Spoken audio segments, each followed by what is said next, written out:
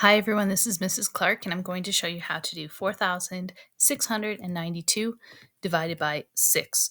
So grab the slideshow, follow along, or a piece of paper. We're going to use the steps divide, multiply, subtract, bring down. Our biggest number, our dividend, is 4,692 and we're dividing that into 6 groups. And our quotient will be our answer. At the end, you should be able to do 6 times the quotient, and it will equal 4,692.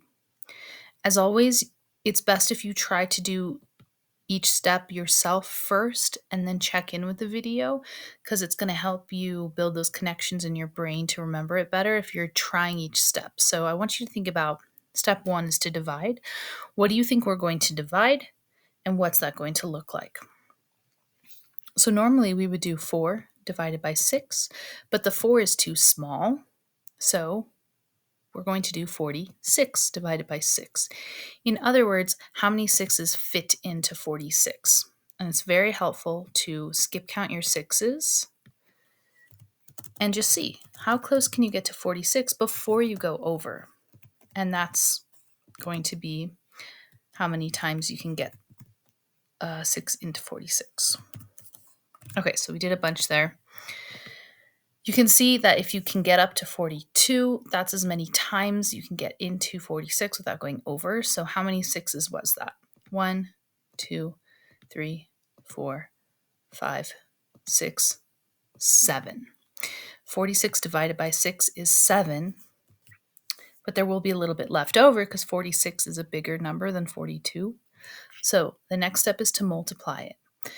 And what are you going to multiply?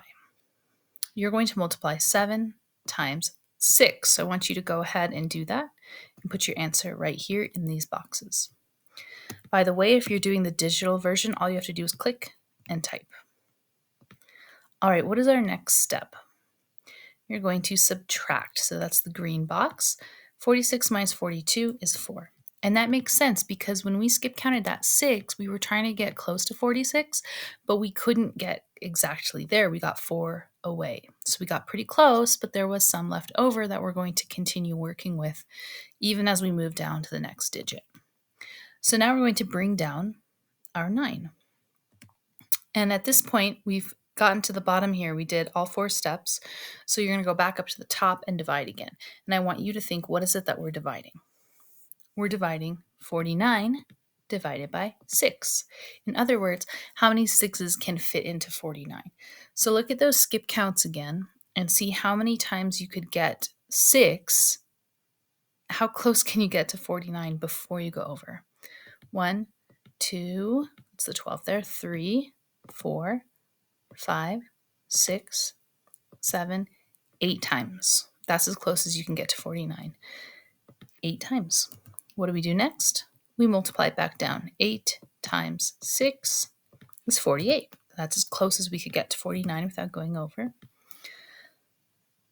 Our next step is to subtract. I want you to think, what are you doing next? You're going to bring down, and what are you bringing down? You're bringing down the 12. All right, what is our next step?